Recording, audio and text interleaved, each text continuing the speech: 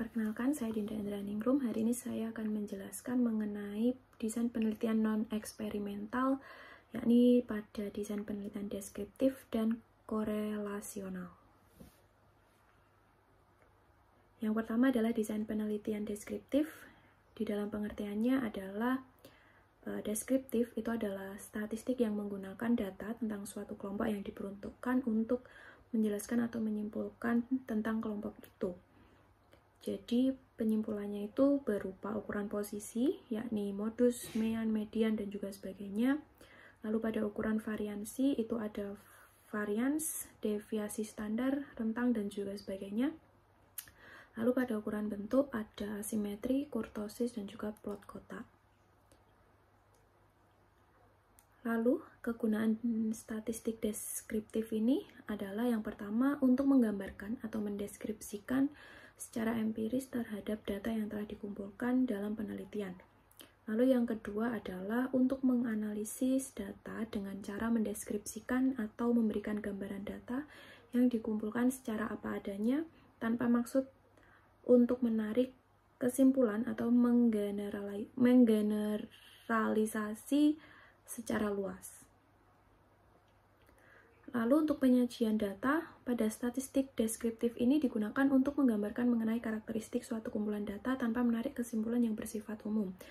Sehingga diagram atau tabel seringkali digunakan dalam penyajian data statistik deskriptif. Selanjutnya, penarikan kesimpulan tentang statistik deskriptif bertujuan untuk mengumpulkan data yang telah didapatkan tergantung pada kaitan pembahasannya. Statistik deskriptif meliputi yang pertama distribusi atau penyebaran frekuensi serta komponennya, lalu deret waktu atau time series, lalu ada korelasi dan regresi sederhana.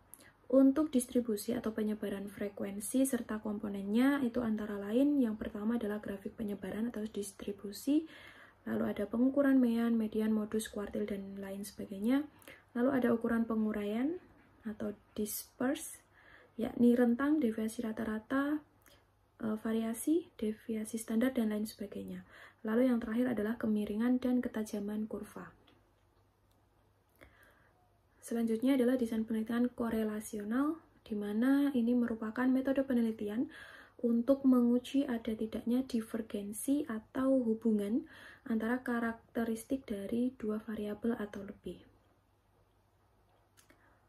Tujuan desain korelasional ini adalah yang pertama, menjelaskan serta menggambarkan arah dan kekuatan keterkaitan antar variabel dalam suatu variabel kelompok.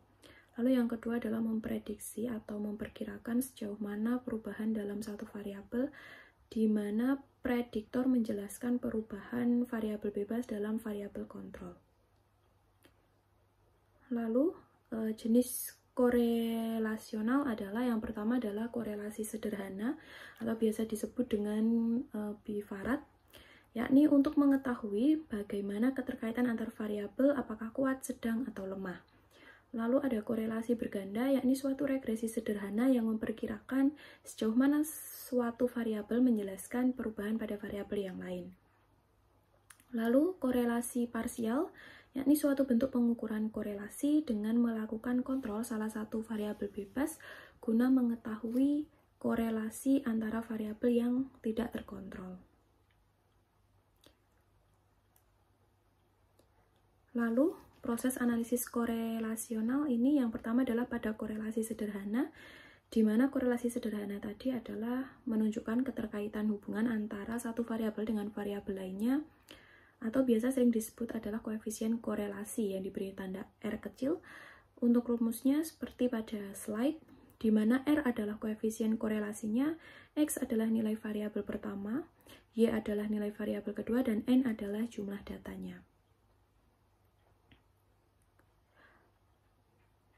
Berikutnya, dari persamaan yang di atas, rumus T hitung untuk menguji signifikansi korelasi R berdasarkan persamaannya, yakni sesuai yang tertera pada slide, di mana T adalah nilai T hitungnya, R adalah nilai R hitung yang sudah kita gunakan dari persamaan yang di atas tadi, dan N adalah jumlah data. Lalu untuk interpretasi data pada statistik korelasional, yang pertama adalah berdasarkan nilai R. H0 ditolak jika nilai R hitungnya lebih besar atau sama dengan R tabel. Artinya terdapat hubungan atau korelasi. Lalu H0 diterima jika nilai R hitungnya kurang dari R tabel, artinya tidak terdapat hubungan atau korelasi. Lalu berdasarkan signifikansi adalah H0 ditolak jika nilai signifikansinya kurang dari 0,05, artinya terdapat hubungan atau korelasi.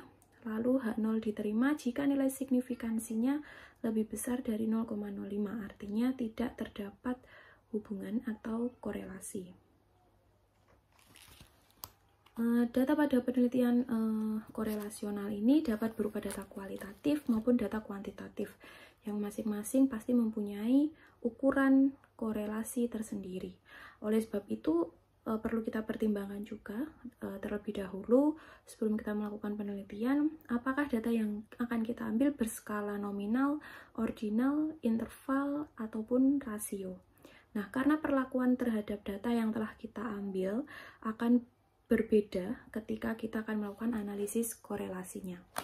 Sehingga untuk data yang berskala interval dan rasio, itu tipe analisis korelasinya yang digunakan adalah Pearson correlation atau product moment correlation. Sedangkan yang berskala ordinal itu kita menggunakan Spearman correlation pada statistik non-parametrik. Baik, demikian presentasi atau pemaparan materi mengenai desain penelitian non-eksperimental, deskriptif, dan juga korelasional. Apabila ada kurang lebihnya, saya mohon maaf. Terima kasih.